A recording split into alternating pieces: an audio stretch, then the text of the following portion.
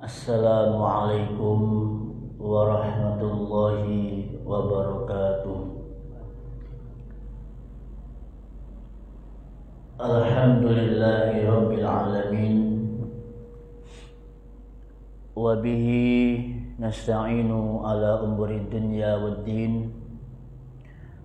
Wassalatu wassalamu ala nabiyyina wa sayyidina al-mursalin wa ala alihi wa ashabihi wa man tabi'ahum bi ihsanin ila yaumiddin.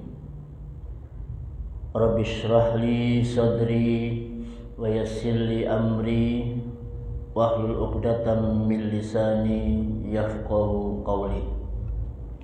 Amma ba'du. Bapak Ibu kaum muslimin, jamaah masjid Taman Bahagia yang semoga Allah Ta'ala rahmati dan berkahi. Segala puji bagi Allah, alhamdulillahirabbil alamin. Tak ada henti-hentinya lisan kita selalu memuji dan bersyukur kepadanya, karena sampai detik ini kita masih tergolong orang yang baik, insya Allah, dan mencintai kebaikan serta mencintai orang-orang yang berbuat kebaikan. Sehingga temanya kita hari ini, aku orang baik. Sebuah pertanyaan, aku orang baik. Mengapa harus ditanya, aku orang baik? Karena sebutan orang baik ini menjadi rebutan di masyarakat, sampai orang sudah meninggal pun juga diperebutkan sebutan orang baik. Mayit mau dimakamkan, modelnya bilang, gimana Bapak Ibu, orang ini orang baik, baik, ya. Padahal dalam hatinya, apanya yang baik, adalah otak tak majer. Nah, ya, sampai begitu. Meninggal pun juga ditanya, Bapak Ibu apakah ini orang baik? Baik, baik. Nah, maka dari itu hari ini kita akan belajar bersama-sama tentang siapa itu orang baik. Di dalam Islam, manusia itu terbagi menjadi 5. Yang pertama adalah manusia yang tidak baik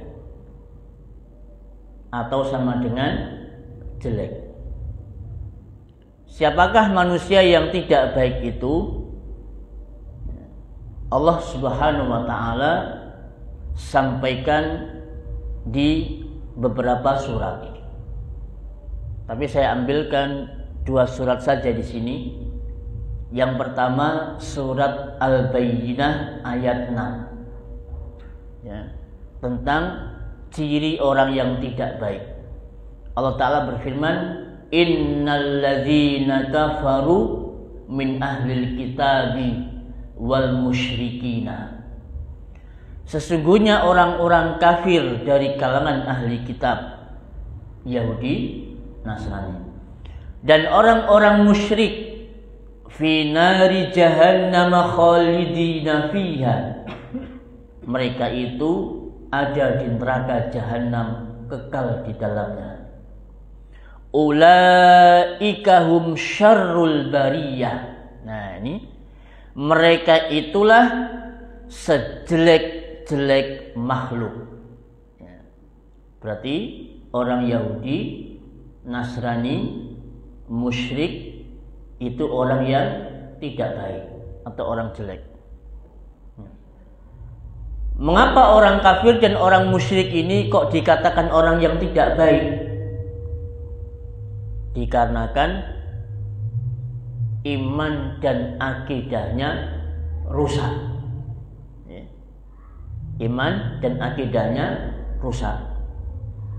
Lihat surat Al-Anfal ayat 55. Bagaimana Allah Ta'ala menjelaskan tentang apa yang menyebabkan orang kafir itu mereka rusak atau tidak baik. Inna syarrad dawabbi indallah, sesungguhnya sejelek-jelek binatang melata, sejelek-jelek makhluk di sisi Allah Ta'ala, alladzina kafaru, yaitu orang-orang kafir. Fahum la yu'minuna, karena mereka itu tidak beriman. Jadi ini yang menyebabkan kenapa orang kafir, orang musyrik itu mereka adalah orang yang tidak baik, jelek. Ustadz, anak ini punya teman, ya Nasrani sih orangnya, tapi masya Allah Ustadz, ya kita ya sering tuh ditraktir sama dia. Dia kalau kemana kita dibawain ya sama kue di kantor gitu, kadang di sekolah baik Ustaz. Kadang kalau ada kita teman yang susah nih ya, ini teman yang Nasri ini bantu kita Ustaz, baiknya soro. Nah, ternyata kebaikan mereka itu di mata manusia tidaklah baik di mata Allah Ta'ala. Ya. Dan ternyata kasus ini yang mungkin Bapak Ibu alami di kantor atau mungkin di sekolah, ada orang kafir ya yang baiknya masya Allah. Maka Ibunda Aisyah radhiyallahu anha menceritakan, ya Rasulullah, Ibnu Jud'an kana fil jahiliyati yasilur rahim. Wahai Rasul, Ibnu Jud'an itu ketika di masa jahiliyah suka menyambung silaturahim.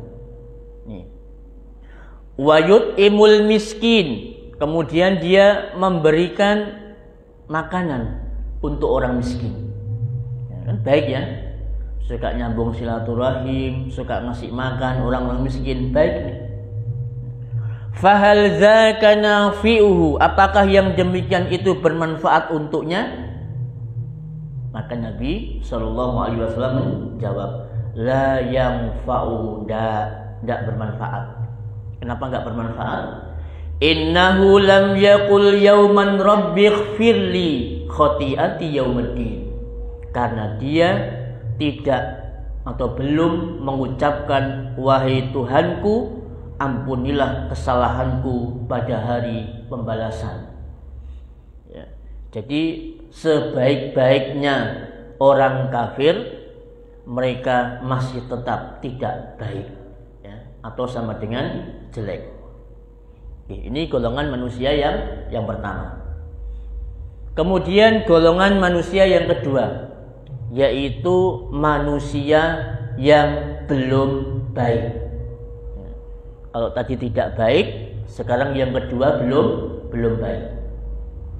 Siapakah orang-orang yang termasuk manusia yang belum baik? Jangan perhatikan di surat Az-Zumar 53. Ya. Allah mengatakan di situ, "Qul ya ibadi." Masya Allah nih ya. Ini saking rahmatnya Allah, sayangnya Allah kepada hambanya. Ya. Meskipun hambanya itu orang yang durjana, Allah tidak panggil wahai durjana, tidak. Wahai pendosa, tidak.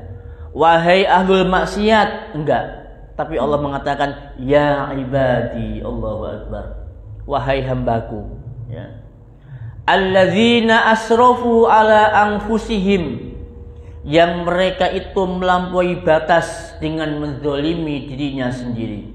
Tuh, masih dipanggil hamba, kemudian dikatakan sebagai melampaui batas. Oh, tidak mengatakan wahai para pendosa, orang-orang yang telah bermaksiat, enggak. yang melampaui batas terhadap diri mereka sendiri. Saking sayangnya ya. La taqnatu min rahmatillah. Jangan kalian berputus asa dari rahmat Allah. Berarti orang yang belum baik ini adalah seorang muslim yang melampaui batas. Ya. Yang kedua, surat Ali Imran ayat 135. Allah berfirman, "Walladzina idza fa'alu fahishatan aw zalamu anfusahum." Dan orang-orang yang mengerjakan perbuatan keji dan menganiaya diri mereka sendiri. Ya. Di sini, di dua ayat ini Allah mengatakan yang kedua, orang-orang yang mengerjakan perbuatan keji dan menzalimi diri mereka sendiri. Zakarullaha fastaghfaru lidzunubihim. Mereka segera ingat kepada Allah dan meminta ampun kepadanya lidzunubihim terhadap dosa-dosa mereka. Ya. Berarti Bapak Ibu, manusia yang belum baik itu adalah manusia yang banyak melanggar perintah-perintah Allah atau banyak mengerjakan larangan-larangan Allah. Ini manusia belum baik. Ya. Nah, maka jangan usah putus asa. Ya, kita ini termasuk orang-orang yang belum baik dalam rangka ingin menjadi baik. Ya. Maka yang sudah terlanjur belum baik atau masih keadaannya belum baik, Allah tidak membiarkan kita. La taqnatu min rahmatillah. Jangan putus asa dari rahmat Allah. Innallaha yaghfiru dzunuba jami'an. Sesungguhnya Allah mengampuni semua dosa-dosa. Jangan takut, jangan khawatir untuk belum baik. Kita berusaha untuk menjadi baik. Yang ketiga, pura-pura baik. Nah ya, apa Bu? Yang ketiga, ada manusia yang pura-pura baik. Sok baik, pura-pura baik. Ada orang kayak begitu? Ada ya? Jadi di depan kita ini, ya, di hadapan kita, ini orang sok baik. Masya Allah ya. Tutur katanya lembut, gaya bahasanya santun, ya, baik sama kita. Tapi ternyata pura-pura baik, sok baik. Ternyata di balik kebaikannya itu dia menyimpan kejelekan. Menyimpan keburukan yang suatu saat nanti keburukan itu akan ditampakkan dan kemudian kita pun akan merasakan keburukan mereka. Siapa orang-orang yang pura-pura baik atau sok baik ini? Al-Imam Ibnu Katsir mengatakan di dalam tafsirnya, mereka adalah orang-orang munafik, yaitu izharul khairi wa israru syarri. Mereka itu menampakkan kebaikan dan menyembunyikan kejahatan. Niki munafik Bapak Ibu. Wong sing sok baik, pura-pura baik. Dan kebanyakan orang yang sok baik ini atau pura-pura baik ini memang stylenya, penampilannya itu memang menarik. Ya, sangat menarik. Mulai dari gaya bahasanya, kemudian tutur bahasanya yang santun, handsome orangnya, murah senyum, kemudian terkadang juga suka memberi. Ini sok baik. Dan ini Allah sampaikan dalam surat Al-Baqarah 204 sama Al-Munafikun ayat 4. Allah berfirman, wa minan nasi may yu'jibuka qawluhu fil hayatid dunya.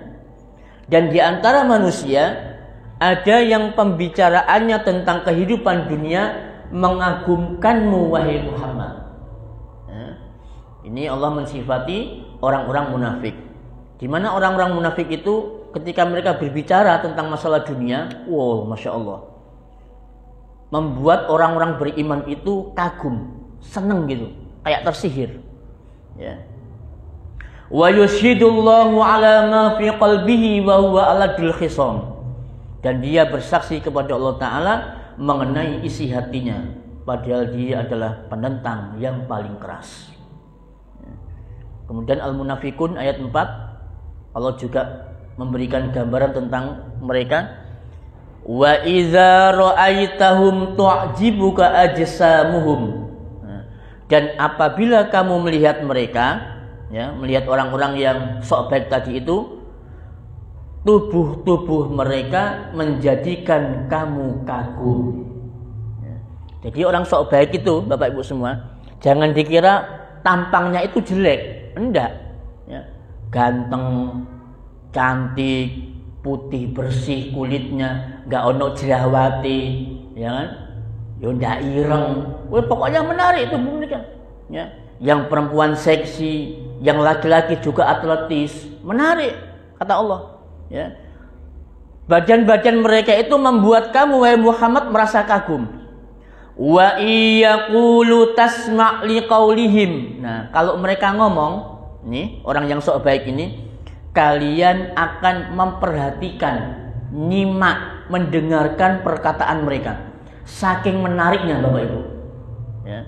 Jadi kalau orang ini sok baik ini ngomong, jenengan itu sok kayak ketenggen gitu. Ya. Karena bagus bahasanya. Ya.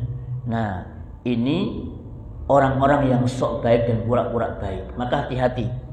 Ya. Karena memang ini orang yang sok baik ini musuh dalam selimut. Ya, musuh dalam selimut.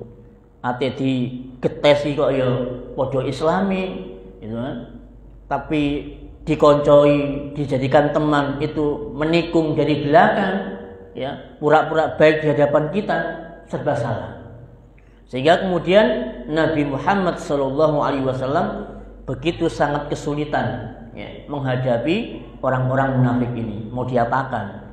Ya, mau diperangi kok ya ngomongin Islam gitu ya. Tapi kalau dijadikan saudara muslim juga kayak begitu, nah itu repot. Ini orang pura-pura baik. Makanya orang-orang yang pura-pura baik ini Allah ancam dengan siksaan yang pedih. Innal munafiqina fid darkil asfali minan nar. Ya. Sesungguhnya orang-orang munafik itu besok nerakanya berada di keraknya neraka yang paling dalam. Paling jeru, Pak, paling dalam tempatnya mereka. Dan tadi itu musuh dalam selimut, menikung dalam lipatan. Oke. Yang keempat, ada manusia yang merasa lebih baik. Nah, ini yang keempat. Ya. Manusia merasa lebih baik. Ada nggak manusia yang merasa lebih baik? Banyak ya. Udah jadi panitia kajian, wah, ya, merasa lebih baik. Udah jadi ustaz, nah, merasa lebih baik. Menjadi pengurus masjid, nah, merasa lebih baik. Dan setiap orang ini sedikit banyak pasti mempunyai potensi merasa lebih baik. Maka hati-hati Bapak Ibu semua. Ya, sikap merasa lebih baik. Allah Ta'ala berfirman dalam surat An-Najm 32. Allazina yajtanibuna kabairal ismi wal fawahisha illa lamam. Orang-orang yang menjauhi dosa-dosa besar dan perbuatan keji yang selain dari dosa-dosa kecil. Inna rabbaka wasi'ul maghfirah. Sesungguhnya Tuhanmu maha luas ampunannya. Huwa a'lamu bikum idza ansha'akum minal ardi. Dia lebih mengetahui tentang keadaanmu ketika dia menjadikan kamu tanah. Ya. Wa iz antum ajinna fi butuni ummahatikum. Dan ketika kamu menjadi janin di dalam perut ibumu. Fala tuzakku anfusakum. Nah ini, okay. Allah berfirman itu, jangan kamu mengatakan dirimu suci. Okay. Jangan mengatakan dirimu baik. Huwa a'lamu bimanittaqo. Dialah Allah yang paling mengetahui tentang orang-orang yang bertakwa. Jadi Allah tuh lebih tahu mana orang yang baik, mana orang yang tidak. Maka jangan pernah kita ini merasakan diri kita ini udah baik.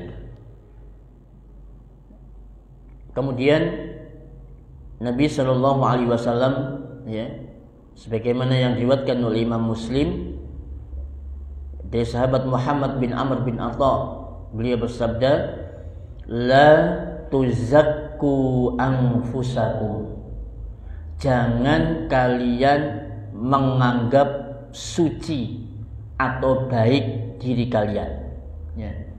Allahu a'lamu bi ahlil birri minkum, karena Allah lebih tahu siapa orang yang baik atau orang yang suci di antara kalian, ya. Jadi mungkin usah pun, ya, sok-sokan merasa lebih baik dari yang lain, akhirnya nanti yang terjadi adalah sikap meremehkan, ya kan? Takabur, dia udah merasa lebih baik. Kamu siapa, ya? Anak kemarin sore, kamu sih baru hijrah, kamu masih baru mengenal sunnah. Anak udah 10 tahun hijrah, ya, udah 10 tahun mengenal sunnah, ya. Ini diantara contoh orang-orang yang merasa lebih baik, ya. Orang yang merasa lebih baik ini besok tempatnya bukan di surga, tapi di neraka, ya. Sehingga ada sebuah kisah, ya, ada orang ahli ibadah masuk neraka, tapi ahli maksiat masuk surga. Harusnya kan dibalik. Kalau ahli maksiat masuk neraka, ahli ibadah masuk surga. Tapi ini enggak, dibalik sama Nabi, sama Allah. Orang yang ahli ibadah justru dia masuk neraka, sedangkan ahli maksiat dia masuk surga. Loh, kok bisa, Ustaz? Ya. Mari kita simak kisahnya. Abu Hurairah radhiyallahu taala anhu menceritakan bahwasanya dia mendengar Nabi Shallallahu Alaihi Wasallam bersabda, dulu di Bani Israel itu ada 2 orang laki-laki, ya. Diceritakan dia ini bersaudara, apa saudara kandung, apa saudara seislam, wallahu a'lam. Nah, yang satunya ini ahli ibadah, sedangkan saudara yang satunya ahli maksiat, ya, bukan orang baik. Kemudian saudaranya yang ahli ibadah ini mengatakan kepada saudaranya yang ahli maksiat, dia mengatakan, aksir, ya, berhenti, wes tidak usah maksiat, sudah berhentilah, ingat umur udah 50, udah 60, udah nggak usah maksiat. Apa jawaban saudaranya yang berbuat maksiat ini? Dia mengatakan,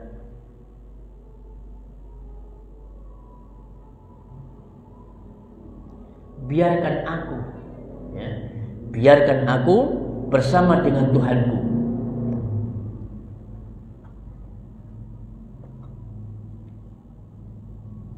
Apakah kamu diutus untuk menjadi pengawas bagi diriku? Ya, kata ahli maksiat ini.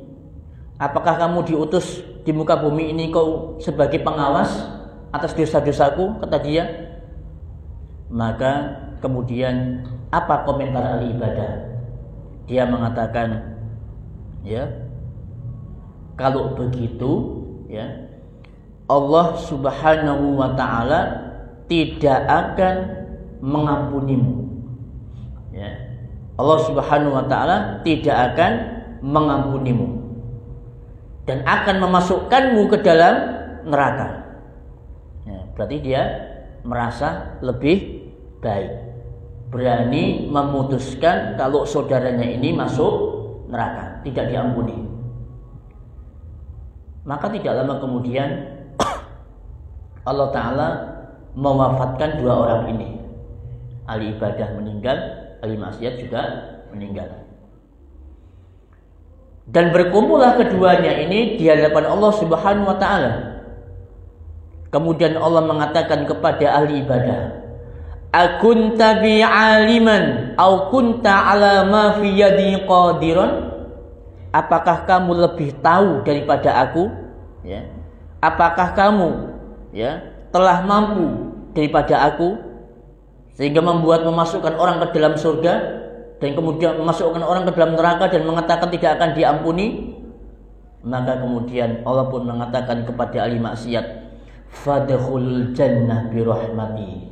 Tuh, masuklah kamu ke dalam surga dengan rahmatku. Tuh, Allahu Akbar. Ya. Ya, jadi siapa tahu Bapak Ibu, orang yang selama ini kita kenal sebagai penjahat, ya, orang yang jelek perangainya di sekitar kita, maka bisa jadi dia bertobat, dia udah sadar, dan kita nggak tahu, ya kan? Atau bisa jadi juga di hadapan kita dia bukan orang baik, dia belum bertobat, tapi siapa tahu dengan kesungguhannya tadi itu Allah masukkan dia ke dalam surga dengan rahmatnya. Ya. Nah sebaliknya, orang yang ahli ibadah ini dikatakan kepadanya, izhabu bihi ilan nar, pergi kamu ke dalam neraka. Maka pergilah, ya, orang ini digiring ke dalam api neraka, padahal sebelumnya dia seorang ahli ibadah. Maka kemudian Abu Hurairah mengatakan di kalimatnya yang terakhir, wallazi nafsi biyadih, demi zat yang jiwaku berada di tangannya, la takallamu bi kalimatin, orang ini ahli ibadah telah mengucapkan satu kata, satu kalimat, au baqad dunyahu wa akhiratahu, telah membinasakan, merusak dunia dan akhiratnya. Ya. Jadi ucapan apa? Dosamu tidak diampuni, kamu masuk neraka. Ucapan singkat, tapi mampu merusak dunianya dan juga akhiratnya. Nah, ini orang yang merasa lebih baik. Nauzubillah, ya. Semoga kita ini bukan termasuk di antara nomor yang 1, ya, atau nomor yang 3, ya, pura-pura baik, atau bahkan yang lebih parah lagi, yang nomor 4, merasa lebih baik.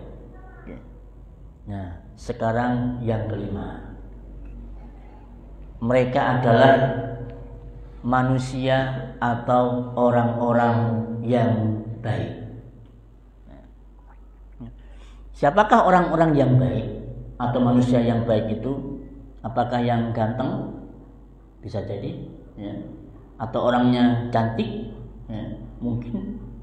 Atau orangnya memiliki harta, ya, kekuasaan, uangnya banyak, mungkin bisa jadi. Tetapi bisa jadi juga mereka ini adalah orang-orang yang tidak dikehendaki jadi baik oleh Allah Ta'ala. Oke.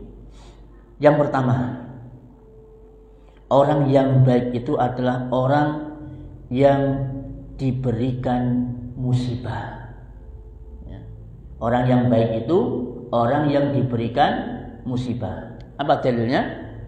Dalilnya Nabi SAW bersabda dari sahabat Abu Hurairah, diriwayatkan oleh Imam Bukhari, man yuridillahu bihi khairan, barang siapa yang Allah inginkan kebaikan.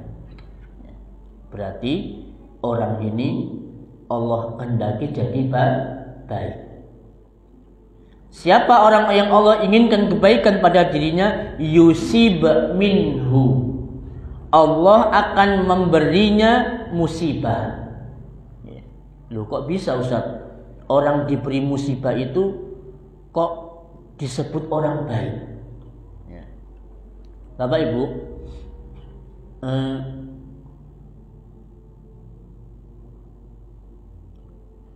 seorang murid sekolah untuk mengetahui mana murid yang sungguh-sungguh, murid yang rajin, murid yang pintar dengan yang tidak, itu caranya bagaimana? Dikasih ujian, kasih soal kan? Nah, maka demikian pula manusia untuk mengukur sejauh mana kebaikannya dan kesolehannya, maka Allah Subhanahu wa Ta'ala perlu memberikan ujian, dikasih musibah, dikasih cobaan sama Allah Ta'ala. Kenapa dikasih musibah? Supaya orang ini ketika bertemu dengan Allah Subhanahu wa Ta'ala tidak ada sedikit pun kesalahan dan dosa yang dia yang dia tanggung. Ya. Nabi SAW bersabda, la yazalul bala'u bil mu'mini awil mu'minati. Senantiasa bala, musibah, ujian itu menimpa seorang mukmin atau mukminah. Fi jasadihi, di dalam tubuhnya. Ya. Mungkin dia sakit, ya. Atau dia mungkin ada cacat di dalam tubuhnya, ya. Diberikan kekurangan. Wa fi malihi, kemudian diberikan musibah, ujian di hartanya, dirampok, ya, dibegal sama orang, ketipu sama orang, ya. Wa fi waladihi, kemudian diberikan ujian, musibah terhadap anaknya nggak nurut, ya. Dipondokkan, ya, nggak kerasan, sudah habis uang puluhan juta, nggak kerasan.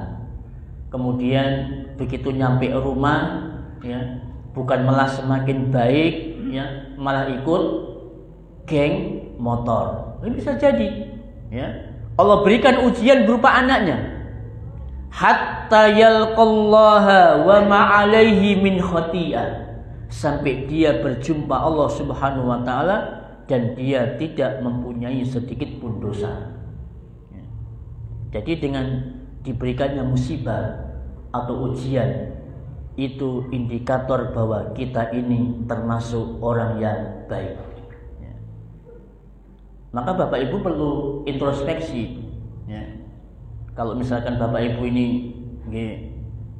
kualitas taatnya ya biasa-biasa aja, gitu ya. Terus ya mungkin kok lebih banyak dosanya, tapi kok hidupnya itu ayem, gitu loh, ya. Rezekinya lancar, gitu ya. Anak-anak juga masya Allah semua, ya. Hati-hati, ya. Kata Nabi SAW, ya, apabila kalian melihat seseorang yang diberikan harta atau dimudahkan urusan dunianya, sedangkan dia kemudian bermaksiat kepada Allah Ta'ala, maka sesungguhnya itu dinamakan dengan istidraj. Istidraj Bapak Ibu. Jadi apa istidraj ya? Dilulu bahasa Jawanya. Kalau Indonesianya apa ya? Dimanja. Ya. Jadi semua dikasihkan. Semua fasilitas hidup diberikan sama Allah Ta'ala. Sedangkan dia kualitas ibadahnya biasa-biasa aja. Ya. Bahkan mungkin lebih banyak pelanggaran terhadap perintah Allah Subhanahu wa Ta'ala. Tapi hidupnya aman, nyaman, lancar. Maka ketahuilah ini namanya istidraj. Ya. Nah, maka beruntunglah orang-orang yang sampai hari ini masih tetap merasakan musibah ataupun ujian dari Allah Subhanahu wa Ta'ala. Yang memang terkadang kita itu ya pinginnya itu jangan ada ujian deh, gak kepingin lah, betul ya, manusiawi, ya. Kita gak pingin kok diuji sakit, ya. Diberikan musibah apa anak-anak kita yang bermasalah, kita gak kepingin, ya. Tapi justru itulah yang menyebabkan kita ini termasuk golongan orang-orang baik. Dan ujian itu, musibah itu Bapak Ibu semua gak lama. Nabi Ayub alaihissalam beliau itu manusia yang paling makmur hidupnya. Ternaknya banyak, ya, anaknya juga banyak, harta melimpah, istrinya masya Allah, ya, perhatian banget nih sama Nabi Ayub, ya. Konon beliau ini hidup gemah ripah lojinami selama 70 tahun. Ya. Kan dulu usianya orang dulu kan lama-lama tua-tua, panjang-panjang usianya. Nabi Ayub alaihissalam itu hidup dengan bergelimang kemewahan selama 70 tahun. Kemudian ada beberapa orang yang nyeletuk.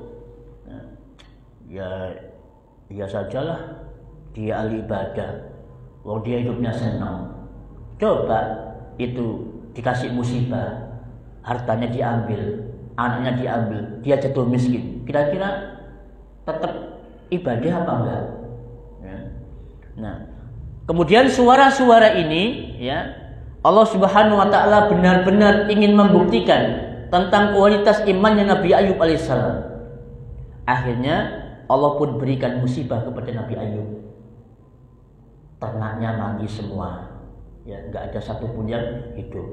Setelah ternaknya mati, kemudian anaknya satu demi satu meninggal.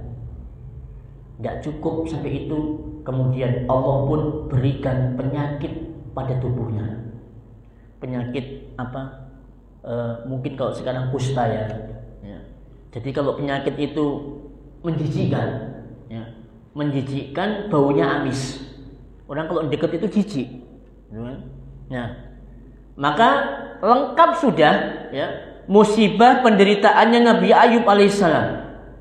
Sampai kemudian istrinya itu ngeramut, ya, merawat, dibersihin lukanya, dikasih salep, barangkali mungkin zaman sekarang dikasih obat. Itu sampai nggak telaten, nggak sabar merawat suaminya. Kemudian dia mengatakan kepada suaminya, wahai suamiku, kenapa kamu nggak berdoa saja sama Allah, minta supaya disembuhkan, minta supaya kamu dikayakan lagi. Apa jawab Nabi Ayub? Nabi Ayub tanya sama istrinya, Dik, kira-kira kita sudah merasakan seperti ini udah berapa tahun? 13 tahun. 13 tahun. Sedangkan kita merasakan kemewahan dan kenikmatan berapa tahun? 70 tahun. 70 dibanding 13. Jomplang kan? Nah, maka kata Nabi Ayub, andaikan Allah berikan aku musibah sebanyak 70 tahun, sebagaimana aku ketika diberikan kemewahan, maka aku akan berdoa. Akhirnya kemudian istrinya pun meninggalkan Nabi Ayub, tidak sabar. Maka Nabi Ayub bersumpah, demi Allah, andaikan aku nanti sembuh dan kamu kembali kepadaku, maka kamu akan aku cambuk. Ya. Maka pergilah istrinya ini, ya, karena nggak sabar sudah merawat suaminya. Kemudian suaminya sembuh dengan mandi air yang memancar dari dalam tanah. Kemudian Nabi Ayub sembuh. Nah, itu teman-teman sekalian, ya. Jadi ujian dan musibah yang diberikan oleh Allah Ta'ala kepada Nabi Ayub sebanyak 13 tahun. 13 tahun itu bukan sedikit. Ya, kita paling dikasih ujian sakit berapa tahun, Pak? Diberikan ujian sakit 5 tahun mungkin paling lama. Ya. Dikasih penyakit stroke, dikasih penyakit kanker, paling cuma 5 tahun. Nah, sedangkan kita ini merasakan nikmatnya hidup, nikmatnya harta berapa tahun? Seumuran kita. Mungkin seumuran kita 45. Dikasih ujian sakit 5 tahun. 45 dibanding 5. Kan lebih banyak nikmatnya dibandingkan dengan musibahnya. Ya? Nah, maka hendaknya kita bersabar, ya. Bersabar dengan apa yang sudah Allah Subhanahu wa taala berikan, ya, berupa ujian, cobaan, musibah, karena itu merupakan indikator kebaikan seseorang. Yang kedua,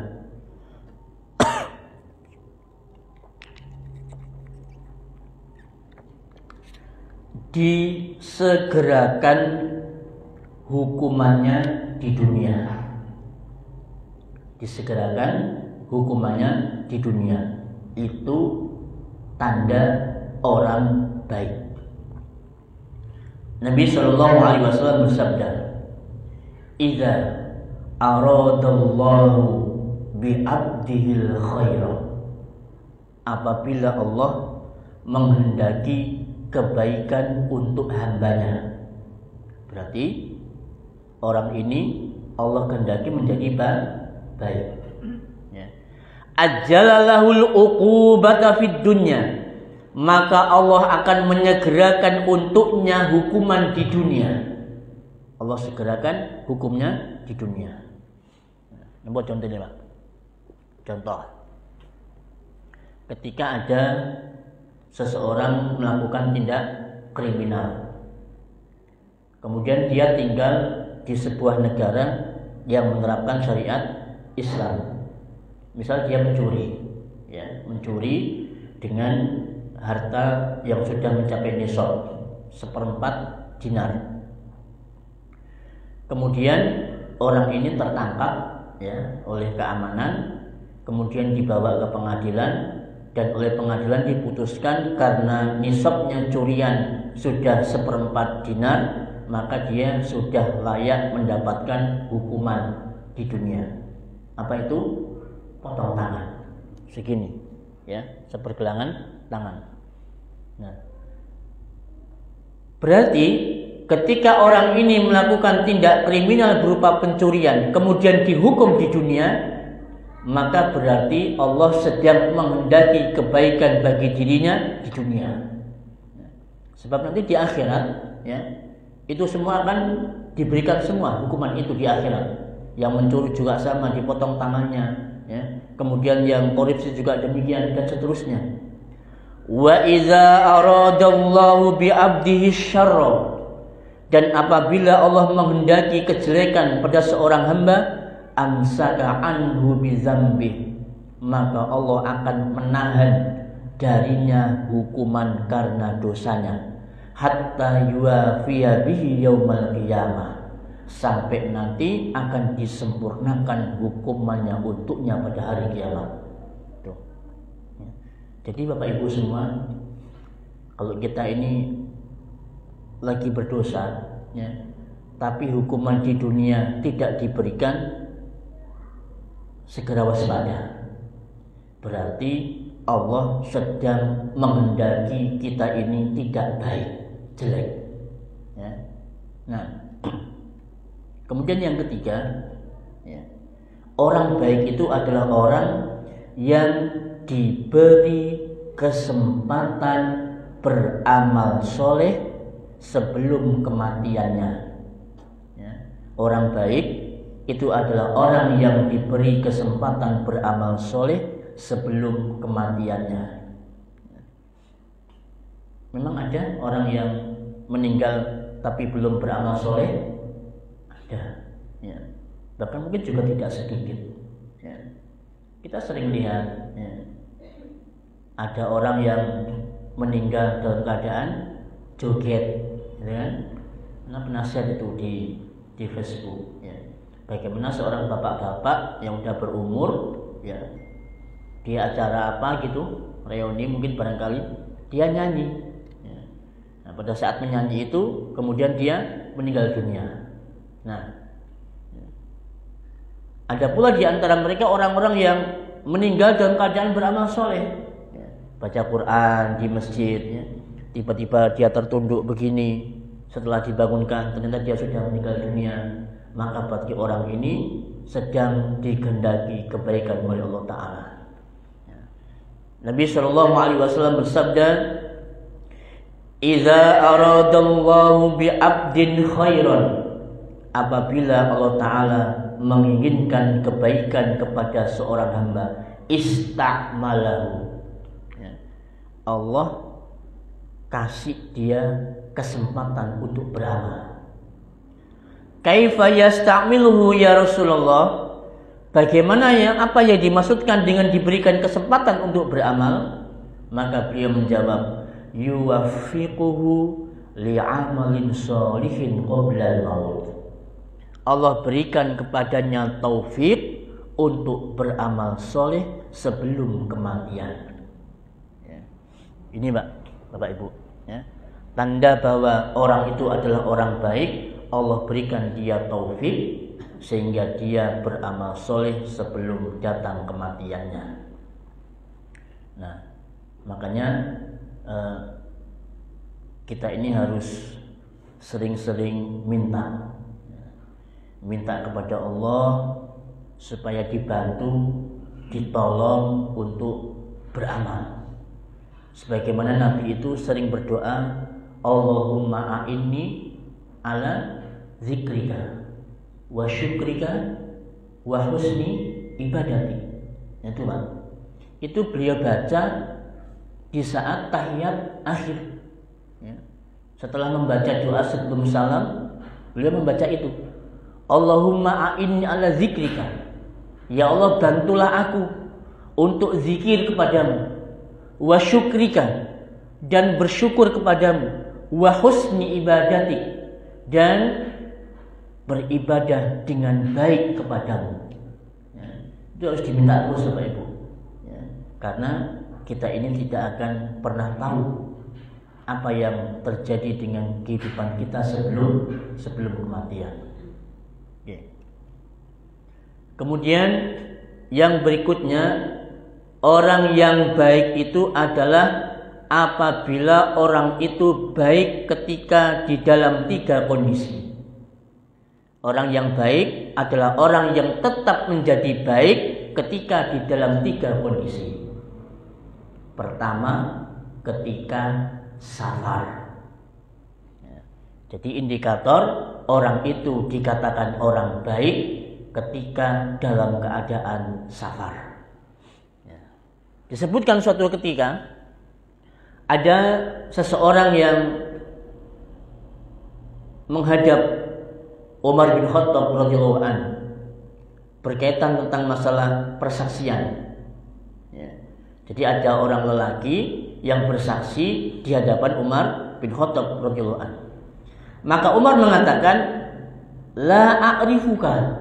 Aku enggak kenal sama kamu, kata Umar. Ya. Tapi enggak masalah juga sih. Meskipun aku tidak mengenalmu, tapi coba datangkan kepadaku seseorang yang mengenalmu. Ya. Datangkan seseorang yang mengenalmu. Tiba-tiba ada seorang lelaki ya datang. Ya Umar, aku mengenalnya dengan baik. Ya, dia temanku misalnya, dia sahabatku, dia tetanggaku. Maka Umar mengatakan, bi ayyi syai'in ta'rifuhu? Dengan apa kamu mengenalnya? Dia mengatakan, orang ini bil adalah. Dia orang yang bisa dipercaya wahai Umar. Maka Umar bertanya, wa jarukal adna? Apakah dia tetangga dekatmu? Ta'rifu lailahu wa naharahu, yang kamu tahu dia malam dan siangnya? Wa madkhalahu wa makhrajahu, baik dia ketika keluar dan masuk kamu mengenalnya? Maka kata laki-laki ini, la, enggak. Dia bukan tetangga, aku juga enggak tahu siang malamnya, masuk keluar pun juga enggak tahu. Maka kemudian Umar pun bertanya kembali, fa'amiluka bidirham wad dinar alladhi yastadillu bihi ma'alal wara'?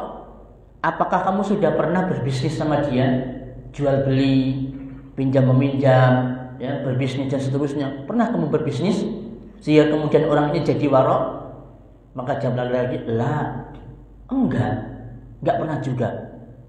Fasahibuka fis safari, apakah dia juga temanmu di dalam perjalanan?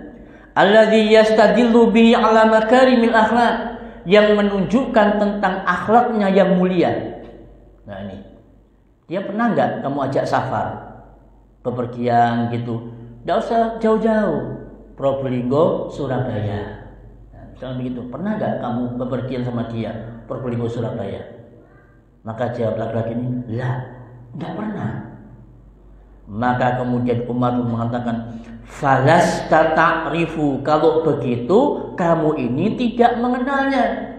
Ya, kamu tidak mengenalnya. Maka kemudian Umar mengatakan kepada laki-laki ini, iktini biman ya'rifuka, maka datangkan kepadaku orang yang mengenal dirimu. Maka Bapak Ibu, kita perhatikan di sini. Ternyata Umar bin Khattab ya menerapkan standar kebaikan atau akhlak mulia seseorang itu ketika safar. Loh kok bisa? Apa hubungannya safar dengan akhlak yang baik? Ya. Karena safar itu adalah qit'atun minal azab. Ya. Safar itu adalah potongan dari siksa. Kenapa dikatakan qit'atun minal azab, potongan dari siksa? Orang yang safar itu akan berada dalam situasi yang tidak nyaman. Sak nyaman-nyamannya safar itu enggak nyaman. Ya. Contoh misalkan berpisah dari kampung halaman. Ini ada yang dari Sumatera, ya, dari Lampung, ya, dari Kalimantan, kerja di Probolinggo. Enak kira-kira tinggal di Probolinggo? Jawabannya enggak enak. Kenapa enggak enak? Pisah dari kampung halaman. Enggak ketemu sama keluarga, enggak ketemu dengan teman-teman main, enggak enak. Ya. Yang kedua, jauh dari keluarga, ya. Apalagi yang lagi LDR-an nih, nah, yang udah berumah tangga, ya kan? Dia harus sabar jauh dari istri. Enak kira-kira jauh dari istri? Tidak enak. Ya kalau cuma 3 hari, lalu antum sabarnya seminggu, 2 minggu, sebulan, enak kira-kira? Tidak enak, ya kan? Yang ketiga, di dalam safar itu pasti kita akan mengeluarkan biaya yang banyak. Transportasi, bensin, tol, ya kan? Belum lagi nanti makan, minum dan seterusnya. Banyak biaya yang akan kita keluarkan. Kemudian belum lagi nanti di perjalanan kita akan ketemu dengan penjahat. Ya kan? Di perjalanan tiba-tiba ada begal. Kena begal kita, mobil kita dibawa. Enak kira-kira safar? Gak enak, ya kan? Kemudian ditambah lagi dengan kita merasakan kecapean, payah, lelah dan penat ketika safar. Ya. Nah, berarti safar itu adalah kondisi di mana seseorang tidak akan pernah merasakan kenyamanan di dalamnya. Ya. Maka disitulah kemudian teruji Bapak Ibu. Ya. Contoh misalkan ya, jenengan pakai kendaraan, tiba-tiba bannya kempes atau meledos.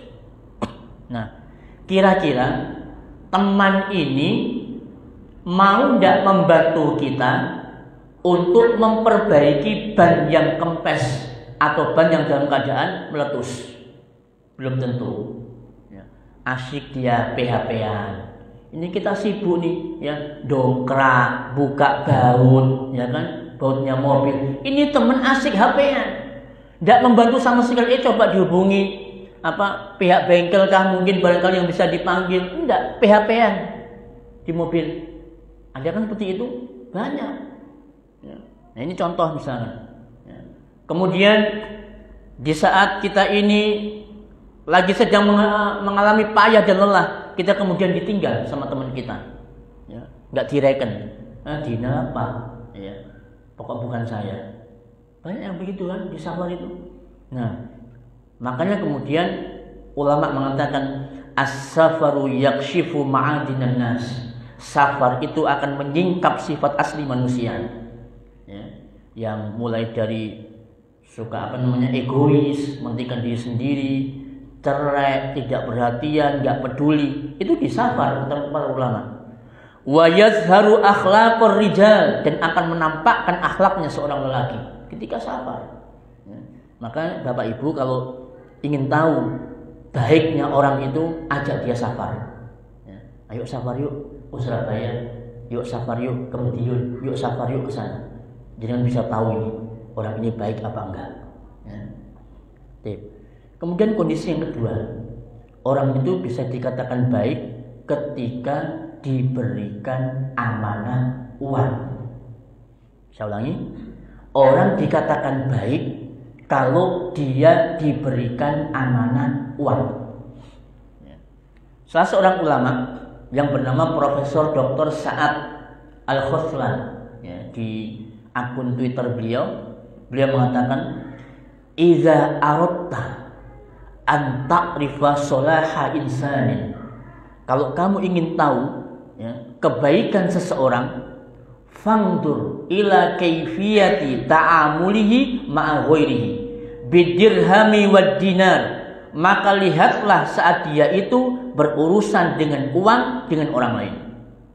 Ya, itu Pak. Contoh, jenengan punya teman, mungkin jenengan sebagai atasan atau mungkin sama-sama teman ya.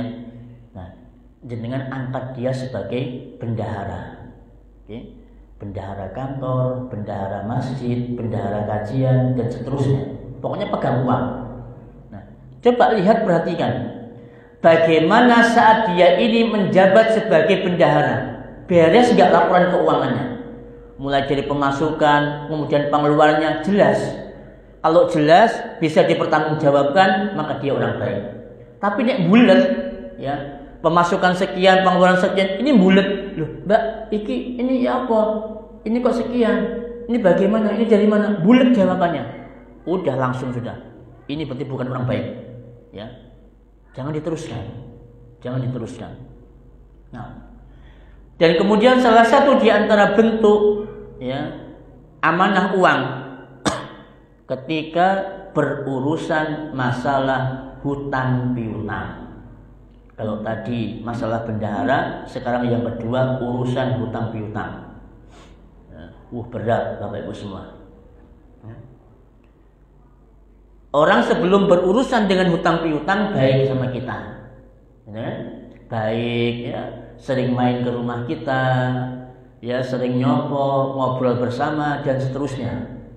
Namun ketika sudah berurusan dengan masalah hutang, ya, jadi pinjamnya itu dia jadi kucing, ya, begitu ditagih dia jadi macan, gitu kan? Nah ini menunjukkan kalau dia itu punya perangai yang tidak baik. Masa utangnya dia jadi kucing, gitu kan? Meong, dusel-dusel kepalanya sama kita kan? Karena ingin pinjaman, ingin dipinjami uang. Begitu dia sudah jatuh temponya, sesuai yang dia janjikan, ditagih. Mas, sampai janji ini kan bulan saiki ya? Aku kebutuhan duit mas. Masya Allah. Marahnya luar biasa. Marah-marah, mencak-mencak dan sebagainya. Maka Nabi SAW mengatakan, Inna khiyarukum ahsanukum qada'an. Sesungguhnya orang yang paling baik di antara kalian adalah orang yang paling baik di dalam membayar hutang. Dan dengan utangnya 500.000. Jatuh temponya tanggal 18 Agustus. Ya kan? Nah, orang yang paling baik itu yang paling baik bayar hutang. Maka sebelum tanggal 18 harusnya hutang sudah kebayar. Itu orang baik. Ya, itu orang baik. Jadi sebelum jatuh tempo sudah dilunasi. Ya. Maka teman-teman sekalian, ya, karena di dalam hutang ini bisa melahirkan banyak dosa. Kira-kira dosa apa Pak yang dihasilkan dari hutang? Dosa apa kira-kira yang dihasilkan dari hutang? Satu, berbohong. Ya. Nabi SAW mengatakan, beliau itu seringkali berdoa di dalam sholat, Allahumma inni a'udzubika minal ma'sami wal maghram. Ya Allah, aku berlindung kepadamu dari dosa dan hutang. Ya. Berlindung dari dosa dan hutang. Maka orang kemudian mengatakan, ma'aksara masta'idhu ya Rasulullah minal maghram. Kenapa ya Rasul jenengan ini kok banyak berlindung dari hutang? Ya. Maka Nabi mengatakan, inna rajula idza ghurima haddatsa fakadzaba. Orang itu kalau dia itu berhutang, kemudian dia itu ngomong, pasti dia berdusta. Benar nggak kira ya? Benar ya? Iya.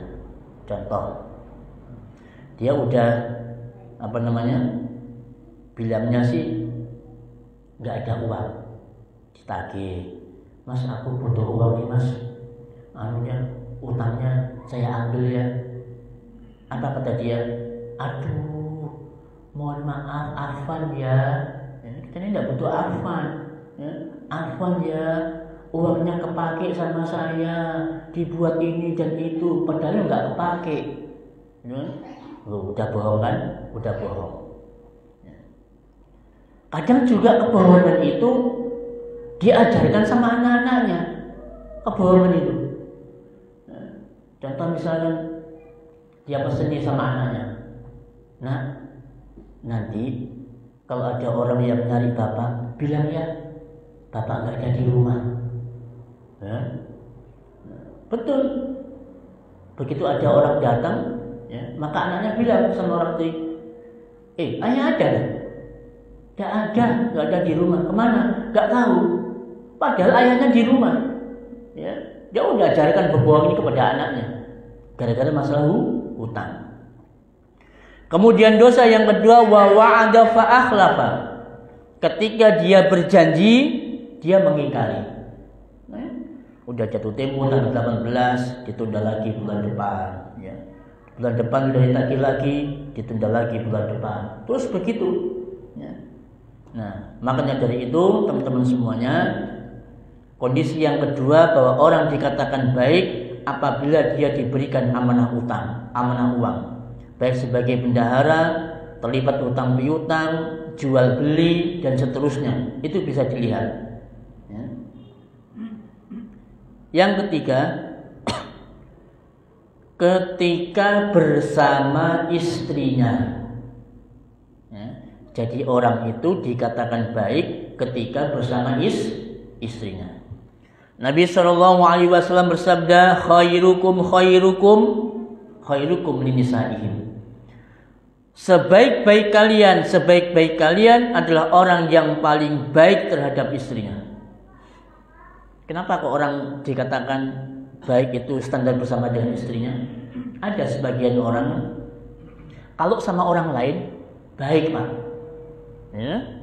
Sama temennya, mau bercanda sama temennya, nekakan, nyekiki, gitu kan, sampai perutnya sakit, ketawa dia sama temennya. Tapi kalau dengan sama istrinya, nggak pernah bercanda sedikit pun, nggak pernah bercanda sama istrinya, cekikian bareng sama istrinya, nggak pernah. Kalau sama temannya, masya Allah, ya, yang namanya bercanda itu bisa sampai semalam, ya, sambil ngopi, sambil, luar biasa. Kemudian juga ada sebagian orang kalau sama teman-temannya, sama sahabat-sahabatnya ini dia royal. Makan sana yuk, ke warung yuk ke resto ini, makan apa? Kikil. Makan apa? Gurami bakar. Makan apa? Ini sate. Ya. Sama orang lain dia royal. Tapi ketika bersama dengan istrinya, puncak op tempe bon, ya. Nah bacaan tahu, tempe tahu di rumah. Ada kan kayak begitu laki-laki? Ada. Ya. Maka orang yang baik, kata Nabi, adalah orang yang sikapnya berbuat baik kepada istrinya. Makanya Ustaz Syafiq itu kan memberikan rekom sama polisi. Ya. Kalau ada orang yang ngurus SKCK, ya, surat keterangan catatan kepolisian, itu harusnya minta tanda tangan istri. Ya. Loh iya. Ya. Selama ini kan cuma nggak pernah maling, nggak terlibat organisasi terlarang, udah kasih SKCK. Tapi di rumah tak taunya, masya Allah, istrinya diantemi, ya kan, piring-piring pecah, pintu-pintu dibanting, kata-katanya kasar sama istrinya. Layak nggak dapat SKCK? Nggak layak. Maka dikasih tanda tangan istrinya, Bu. Nanti kalau suaminya bikin SKCK, minta tanda tangan dulu sama saya. Ya, nah ini contoh. Beliau pernah memberikan rekom kepada kepolisian, kalau ada orang bikin SKCK, suruh tanda tangan istrinya dulu. Masya Allah ya, uswah yang baik. Ya. 6. Oke teman-teman sekalian, itu ya 3 kondisi di mana seseorang itu dikatakan baik, yaitu ketika safar, diberikan amanah uang, dan kemudian ketika dia bersama dengan istrinya. Nah, kemudian yang berikutnya, bahwa orang yang baik itu adalah orang yang panjang usianya. Apa panjang usia saja? Enggak. Panjang usianya, baik amalnya. Ya. Nabi SAW bersabda, ayyun nasi khairun.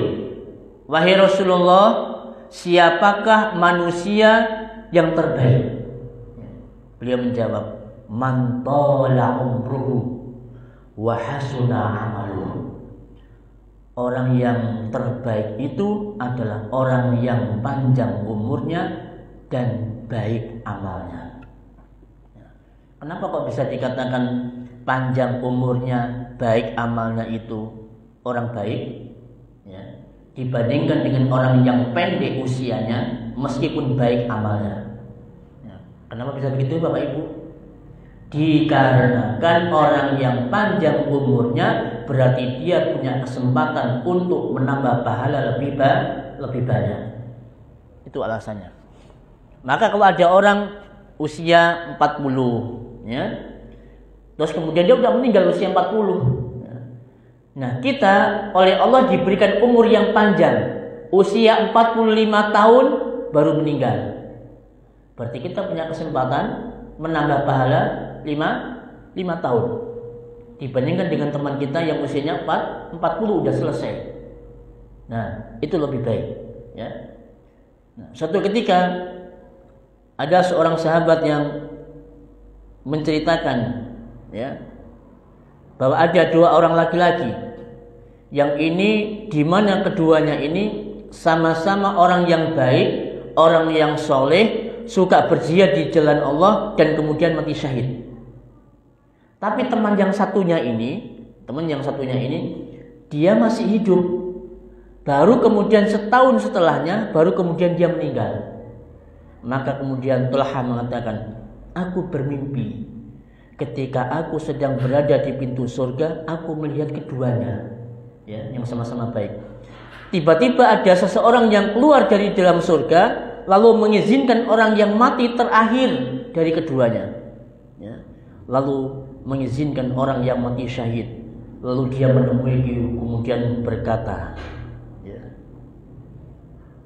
kembalilah, karena sesungguhnya belum datang waktumu untuk masuk surga. Ya. Maka kemudian besoknya Talha menceritakan kepada orang-orang, dan kemudian orang-orang pun merasa heran. Dan hal itu sampai kepada Rasulullah Shallallahu Alaihi Wasallam dan mereka menyampaikan cerita itu. Maka kemudian mereka mengatakan, wahai Rasulullah, orang yang satu ini lebih giat daripada yang lain. Lalu dia juga mati syahid.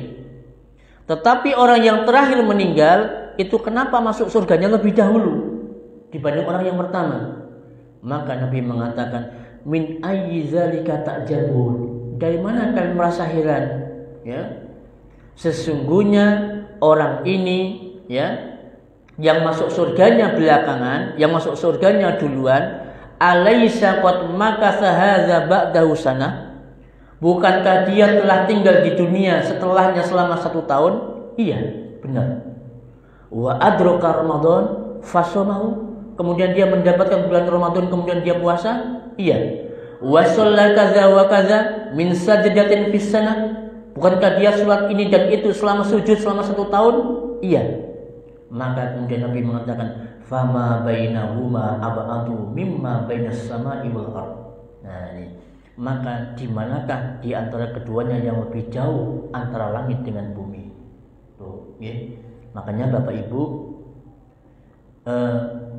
kita kalau bisa itu minta doa umur yang panjang. Ya. Jangan minta, ya Allah segera matikan saya, jangan. Itu kesempatan jenengan untuk beramal soleh itu akan pendek sekali. Ya Allah, berilah saya ini umur yang panjang dan barokah, ya, supaya saya bisa beramal soleh. Begitu Bapak Ibu, ya. Karena orang yang panjang usianya, baik amalnya, itu adalah orang yang baik, ya. Nah, ada di sini yang usianya 80 tahun. Ada Bapak Ibu yang usianya 80? Enggak ada. Yang usianya 70 tahun? Ada 70 tahun? Enggak ada. Yang usianya 60 tahun? Oh, enggak ada juga. Oh, 50 adalah 50, ya. Ada 50 tahun. Ya. Ini. Yang 50 tahun, yang 55 tahun sekarang kita tanya.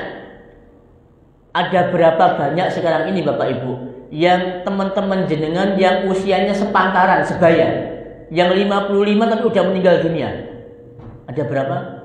Ada 1, 2, 3, 5, 10. Banyak. Teman-teman SD, teman-teman SMP, teman-teman SMA, teman-teman kuliah, sak tonggoan biyen ya podo. Usia yang sama, sebaya tapi udah meninggal duluan. Kita usia sekarang, kadang mungkin kita berpikir, ya Allah, koncoku biyen akeh sing mati wis. Mbah, endi sak patare sampean? Oh, gak ono wis le, entek kabeh wis, gak ada semua meninggal. Katanya kalau kita ngajak ngomong gak nyambung, ya. Ya karena beda generasi. Yang satunya generasi kolonial, ya, ngobrol sama generasi Gen Z juga nyambung, ya. Ya, kadang begitu kita merasakan. Maka beruntunglah, bersyukurlah kita yang hari ini masih diberikan oleh Allah umur yang panjang. Tapi gunakanlah umur yang panjang itu untuk beramal yang soleh, ya. Kemudian yang berikutnya, orang yang baik itu adalah orang yang difahamkan agama. Orang yang baik adalah orang yang difahamkan agama. Rasulullah Shallallahu Alaihi Wasallam bersabda, "Man yuridillahu bi khairan yufaqihu fiddin." Barang siapa yang Allah kehendaki kebaikan padanya, Allah akan fahamkan dia dalam masalah agama. Difahamkan dalam masalah agama ini ada dua pengertiannya. Pengertian yang pertama adalah orang ini diberikan kemudahan oleh Allah Ta'ala untuk menuntut ilmu agama. Bapak Ibu, menuntut ilmu agama itu wajib. Thalabul ilmi faridatun ala kulli muslimin. Menuntut ilmu itu, ilmu agama, hukumnya adalah wajib atas setiap muslim. Maka berdosa besar kalau ada seorang muslim yang tidak pernah peduli dengan ilmu agamanya, sehingga kemudian dia tidak berusaha untuk mencari dan menuntut ilmu agama. Kita sekolah itu berapa jam pelajaran agama? 2 jam. Ya paling banyak 3-4 jam di sekolah. Cukup kira-kira dengan kita belajar agama selama 2 jam, 4 jam di sekolah, kemudian dikatakan kita menuntut ilmu agama? Enggak. Karena masih banyak sekali hukum-hukum agama yang sampai sekarang ini tidak kita pahami. Contoh, banyak orang-orang yang enggak paham tentang masalah riba. Masih banyak mereka-mereka yang tergelimang ke dalam dosa riba karena mereka enggak paham ilmu agama. Banyak teman-teman kita yang terjerat riba dalam jual beli, menipu dalam jual beli, ya karena mereka tidak paham agama. Kemudian ada juga orang-orang yang udah deal nih, harga udah cocok, barang udah cocok, udah enak, tiba-tiba pembelinya membatalkan. Nggak jadi Pak, nggak jadi. Udah kedong deal ini, ya kan, tiba-tiba nggak jadi. Karena ini berangkat dari orang yang tidak paham ilmu agama. Nggak kasihan nih sama penjualnya. Dan masih banyak lagi contoh teman-teman sekalian. Maka kewajiban kita sebagai seorang muslim adalah wajib untuk menuntut ilmu agama. Dan bagi para bapak-bapak nih, para bapak-bapak, jenengan mempunyai tanggung jawab yang besar terhadap istrinya. Ya ayyuhalladzina amanu qu anfusakum wa ahlikum nar. Wahai orang-orang yang beriman, jagalah diri kalian dan keluarga kalian dari api neraka. Apa maksudnya qu anfusakum wa ahlikum nar? Kata Ali bin Abi Thalib, alimuhum wa adibuhum, ajari mereka dan didiklah mereka. Itu maksudnya Pak. Berarti jenengan sebagai seorang suami dan ayah punya kewajiban untuk mendidik istri dan anaknya, untuk kewajiban untuk ngajari istri dan anaknya. Jenengan mungkin ngelak, gimana mau ngajari Ustaz? Saya bukan lulusan pesantren, saya cuma sekolah umum. Saya cuma alumni STM, kemudian kuliah di STS, ITS. Anda nggak paham agama, gimana bisa cara mengajarinya? Nah, maka berikan kesempatan kepada istrimu untuk menuntut ilmu agama di luar. Misal ada jadwal kajian di sini, jadi nggak bisa ngajari, izinkan istrinya menuntut ilmu agama, baik yang online maupun offline. Syukur-syukur lagi kalau kemudian para suami ini memberikan fasilitas kepada istrinya. Mungkin istri ini belajarnya online, fasilitasi dia dengan HP, belikan dia HP, belikan dia kuota, belikan dia wifi, atau mungkin di situ ada buku atau kitab, belikan dia buku, belikan dia kitab. Jangan kan nggak bisa ngajari, maka berikan fasilitas kepada istrinya untuk belajar ilmu agama. Jangan malah sebaliknya, udah nggak bisa ngajari, nggak bisa didik, istri berusaha untuk jadi baik, menuntut ilmu agama tapi dilarang. Nggak usah kajian, Apa pengajian tak penting, ya. Ada begitu suami-suami. Ada juga suami dengan alasan, ntar kamu kalau ikut pengajian, ya, ikut aliran sesat. Nah, itu apa itu pengajian mengkunci tentu itu agama apa itu? Aliran sesat, ya. Banyak begitu Bapak Ibu semua. Nah, maka ini hati-hati. Ya, tugas kita sebagai suami dan sebagai seorang ayah adalah mengajari dan mendidik mereka ilmu agama. Kalau nggak bisa, maka beri kesempatan mereka untuk menuntut ilmu agama. Oke. Nah, kemudian di dalam menuntut ilmu agama itu juga butuh perangkat. Ya, menuntut ilmu agama itu juga butuh perangkat. Apa perangkatnya menuntut ilmu agama? Al-Imam Syafi'i rahimahullah ta'ala mengatakan, akhi lan tanalal ilma illa bisittatin. Wahai saudaraku, kamu tidak akan memperoleh ilmu kecuali dengan 6 perkara. Berarti ada 6 perangkat untuk menuntut ilmu. Sa'unbika an tafsiliha bibayanin. Saya akan memberitahukan perinciannya. Kata Imam Syafi'i. Perangkat yang pertama, zakatun, kecerdasan. Kecerdasan. Maka orang yang diberikan pemahaman ilmu agama oleh Allah Ta'ala, berarti dia diberikan kecerdasan oleh Allah Ta'ala untuk memahami agama. Dia udah belajar, ya, ikut kajian online, offline, kadang belajar bahasa Arab, tapi berhubung nggak cerdas lah, jadi salah paham. Akhirnya dengan orang yang salah paham dengan ilmu agama ada. Ya. Contoh siapa? Orang-orang Khawarij. Itu orang-orang Khawarij itu bukan orang sembarangan Bapak Ibu semua. Itu mereka orang-orang pilihan banget, orang soleh. Al-Qur'annya Masya Allah bacaan mereka, surat mereka Masya Allah, gitu kan?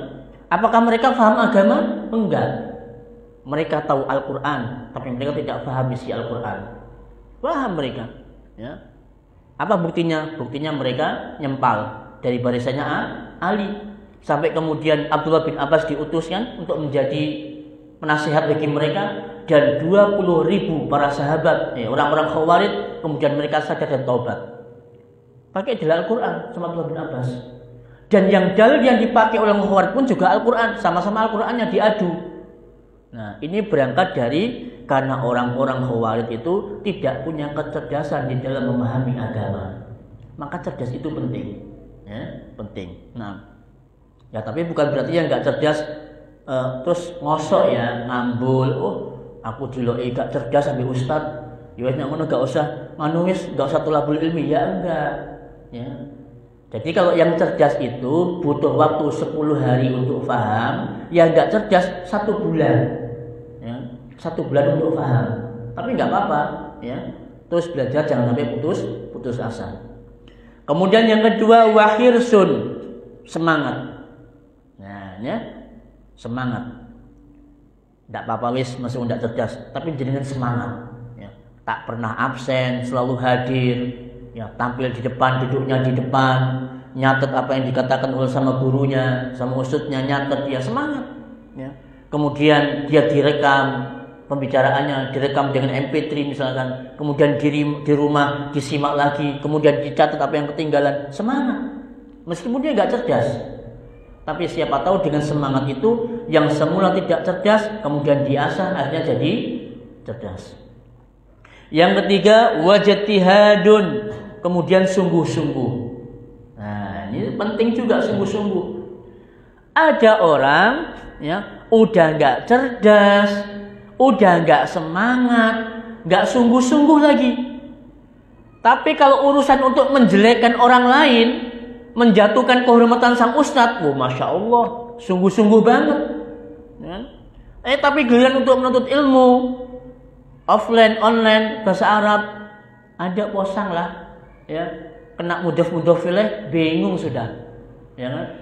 Kenapa nggak sungguh-sungguh, les-malesan tok, ya? Leha-leha di rumah, begitu sampai selesai, ya udah ditaruh bukunya, ditaruh HP-nya, nggak pernah dimurojaah lagi, nggak pernah sungguh-sungguh. Ya. Maka perangkat yang ketiga, sungguh-sungguh yang bisa mendapatkan ilmu. Nah, kemudian yang keempat, wabul ghotun, berharta. Jadi menuntut ilmu itu Bapak Ibu butuh harta. Jenengan mau online, tidak punya HP, gimana caranya bisa online? Nggak bisa. Ya. Terus jenengan ustadznya pegang buku, kitab, kita nggak punya kitabnya, nggak bisa beli, berharta. Ya. Imam Ahmad itu sampai jual rumah, ya. Sampai menjual rumah hanya untuk membeli kitab. Bayangkan Pak, omah didol untuk beli kitab. Ya, menurut beliau nggak jadi masalah. Ya, ilmu juga harus dengan berharta. Oke. Dan biasanya nih, orang kalau menuntut ilmunya itu dengan berharta, itu biasanya sungguh-sungguh. Contoh, ikut membuka pendaftaran bahasa Arab, kelas bahasa Arab, atau kelas fikih, atau kelas ilmu waris. Ya. Di situ dituntut infak tiap bulan sebesar sekian. Bayar kan pakai harta. Biasanya yang berharta ini pasti sungguh-sungguh dari awal sampai akhir. Dibanding yang gratisan ya. Gratis, waduh, sing daftar uang 100, 200, kelas bahasa Arab, gratis. Wakil sih, masya Allah luar biasa. Jalan seminggu, jalan 2 minggu, ada 100 jadi 80. Jalan 3 bulan, merosot lagi, tinggal 60. Sampai kemudian kitabnya selesai, mau lulus, yang ada tinggal 5 orang. Dari 100 tinggal 5 orang yang lulus. Tuh. Niku nek gratisan, kebanyakan begitu. Tapi nek bayar, oh masya Allah, ya mereka akan sungguh-sungguh. Makanya lebih enak tuh memang belajar agama itu dengan cara bayar. Ya, insya Allah lebih sungguh-sungguh dibanding mereka yang gratisan tapi males. Ya. Nah, ini udah banyak contohnya. Juga pernah kita alami dulu, ya ketika di Ma'had Al-Irsyad itu, banyak luar biasa. Sekarang tinggal 3 orang yang lulus ya. Oke. Kemudian yang berikutnya wasuhbatu ustadzin, belajar dengan guru. Jadi menuntut ilmu itu harus belajar dengan guru. Tidak bisa Bapak Ibu jenengan niku ilmu laduni. Tahu ilmu laduni nggih? Jadi orang itu pinter tanpa belajar, niku laduni, nggak mungkin ada di dunia. Wong Nabi saja belajar sama malaikat Jibril, ya kan? Belajar Quran sama malaikat Jibril, Nabi Muhammad. Ya. Setiap Ramadan tadarus diajari sama Jibril. Itu Kanjeng Nabi. Lalu kita pengen belajar Al-Quran kok autodidak, ya. Pengen bahasa Arab autodidak, nggak mau belajar sama guru. Bahaya nih. Ya. Karena di situ akan banyak sekali kalimat-kalimat yang sulit. Kata-kata yang sulit yang tidak pernah kita pahami artinya. Kalau nggak ada gurunya Pak, rusak Pak. Betul, rusak itu. Maka betapa banyak orang-orang yang rusak agamanya karena belajar ilmu agamanya lewat al-Google, wal YouTube, ya kan? Itu kitab mereka. Al-YouTube wal Google, ya, itu kitabnya. Akhirnya banyak yang rusak, ya, karena belajaran tanpa guru. Yang terakhir watulu zamanin, membutuhkan waktu yang lama. Belajar itu butuh waktu lama. Enggak cukup dengan sebulan 2 bulan wis bosen. Aduh ustazah, kok angel ya? Akhirnya motong, ya, enggak mau belajar lagi. Kan jadi kan mboten sabar, ya kan? Maka Imam Syafi'i mengatakan, gurune keren titik, duh, mak keren dia iya guru enak. Enjaklah ambu pun tak belajar tak paten, tak bisa baca tak paten, napa kereng? Ada begitu kan? Padahal kata Imam Syafi'i, isbir ala muril jafa min muallimin, bersabarlah terhadap kerasnya sikap seorang guru. Nah kan kita punya guru kan nggak semuanya bagus Pak. Ono sing guru killer, ya kan? Ada yang guru model Kardiman. Ayo anak-anak buka halaman sekian. Udah Pak Guru, ayo dikerjakan. gurune nyantai, ya, mbek maca koran. Zaman biyen kan maca koran, Pak.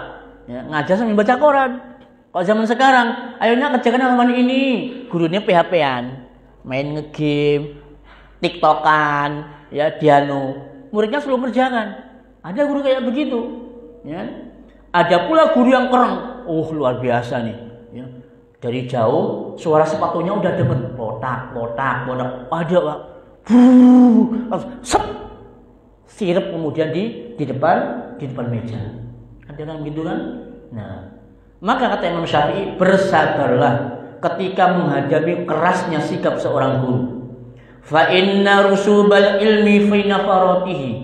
Sesungguhnya gagalnya mempelajari ilmu karena lari dari ilmu. Tadi itu gurune ketok kereng, njoklah guru nang kereng mengamokan ambu kok dino apa tak bisa bahasa Arab. Ini ndak sabar, nggih, mboten sabar. Wa man lam yazuk murrat ta'allumi sa'atan. Barang siapa yang belum merasakan pahitnya belajar walaupun sebentar, tajarra azulla jahli tula hayatihi, maka ia akan merasakan hinanya kebodohan sepanjang hidupnya. Tuh. Itu nasihat Imam Syafi'i, yang berkaitan dengan masalah menuntut ilmu agama. Maka orang yang difahamkan oleh agama itu adalah orang yang dikehendaki kebaikan oleh Allah Ta'ala. Nah, kemudian yang berikutnya, ini saya percepat. Orang yang baik itu adalah orang yang diberikan kelembutan di dalam rumah. Orang yang baik itu adalah orang yang diberikan kelembutan di dalam rumah. Rasul Shallallahu Alaihi Wasallam bersabda, Innallaha idza arada bi ahli baitin khairan. Sesungguhnya jika Allah menghendaki kebaikan atas sebuah rumah, sebuah keluarga di rumah, adkhala alaihimur rifqa.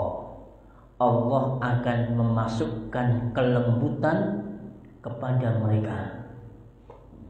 Jadi itu, Pak. Jadi orang baik itu adalah orang yang ketika mereka berada di dalam rumah itu lembut. Ya. Anaknya datang, Assalamualaikum warahmatullahi wabarakatuh. Ahlan wa sahlan. Anaknya dipeluk, dicium. Kalau istrinya nyambut, ya. Assalamualaikum warahmatullahi wabarakatuh. Istrinya datang, ya. Kemudian cium tangannya, kemudian dipeluk istrinya. Ini bagian dari kelembutan. Ya. Jangan kemudian seorang datang, Waalaikum, ya, anaknya datang, ya mungkin karena capek, mungkin bapaknya ya, nggak ada wong tua kesel, nah ini berarti tidak lembut, Pak. Maka rumah tangga yang seperti ini kasar, ya, kemudian ngamuan di rumah, hari-hari ngamuk, Senin ngamuk, Selasa ngamuk, sampai Senin sampai Ahad ngamuk terus, nggak pernah ada lembut-lembutnya di dalam rumah. Maka yang seperti ini adalah rumah yang tidak dikehendaki kebaikan oleh Allah Ta'ala. Wong Fir'aun itu aja loh Bapak Ibu, ya. Kurang kejem ya apa Fir'aun itu, ya. Kejem, keras, bengis, ya. Maka Allah mengutus Nabi Musa dan Nabi Harun alaihi wassalam. Disuruh apa? Faqula lahu qawlan layyina, ya, surat Toha ayat 43. Ucapkanlah kepada Fir'aun itu qaulan layyina, perkataan yang lembut. La'allahu yatadzakkaru aw yakhsha, mudah-mudahan dengan kata-kata yang lembut ia mau ingat dan kemudian takut. Karena memang sifat dasar manusia itu kan suka kelembutan, gitu. Suka kelembutan, Pak. Ya. Meskipun dia itu orang apa ya, bengis gitu ya, kejem, kereng, nggak seneng dikerengi. Bener? Cobalah jenengan bisa tes. Wonge brengosin diluantir, ya wireng gede metekel, kereng, Pak. Ya. Coba ketika dia tuh ngomongnya kasar itu, jenengan juga kasar. Apa yang terjadi? Crash, ya kan? Gelut jenengan sama dia. Tapi ketika dia itu diberikan lemah lembut, ya, kira-kira akan marah? Tidak mungkin.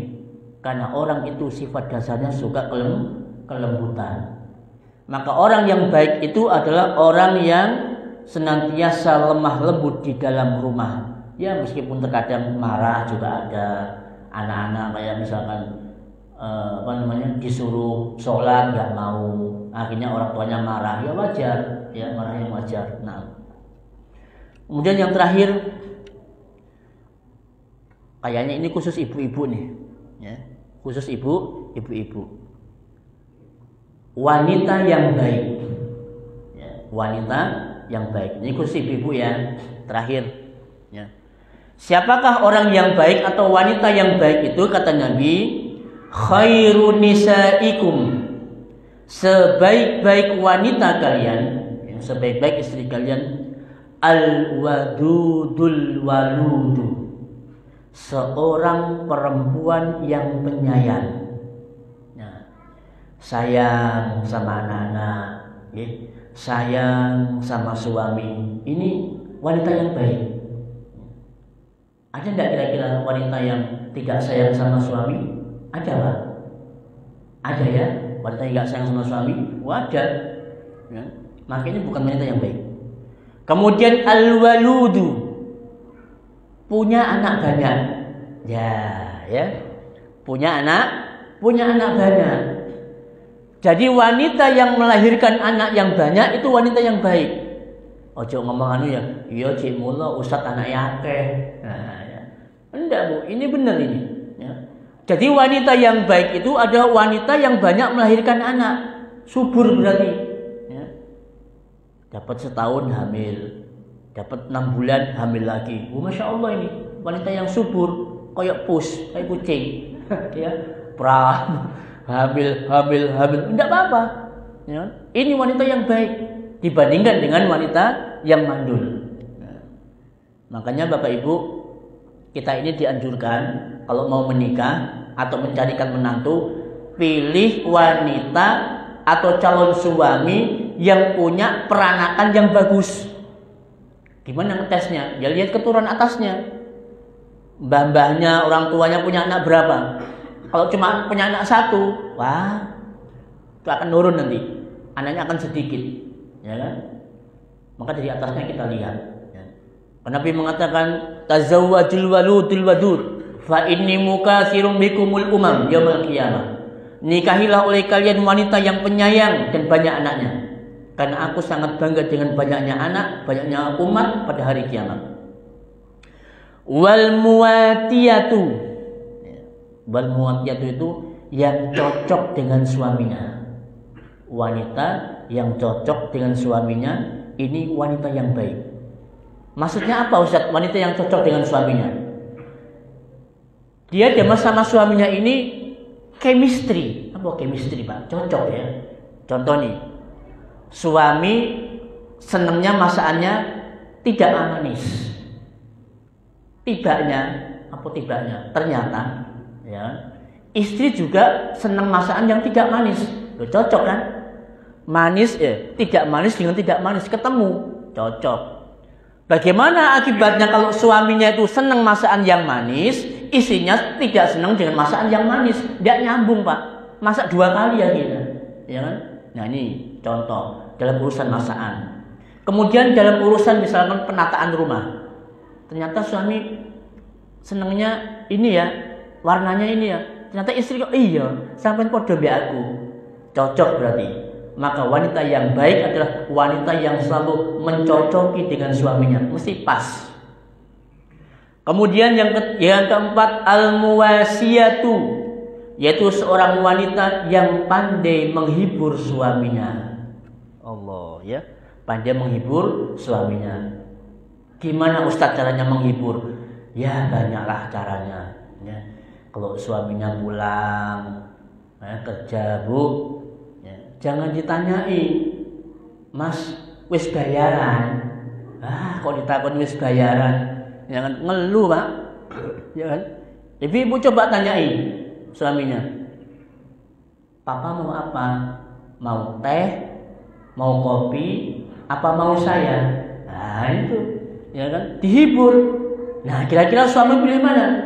Nah, kalau mau saya, ya bismillah sudah, ya. Itu caranya, diantaranya pandai menghibur suaminya.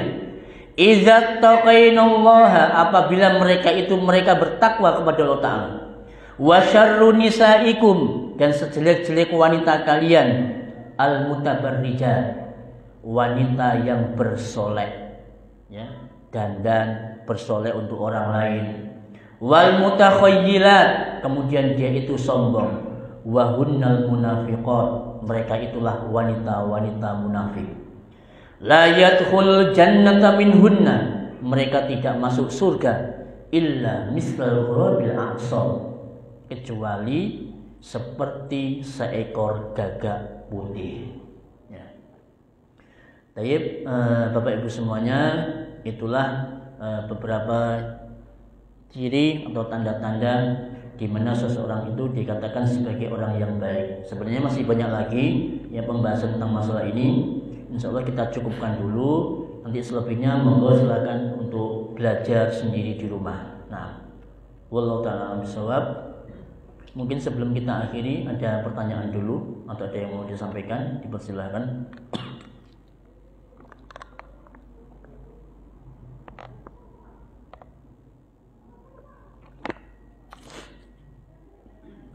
Tidak ada lagi?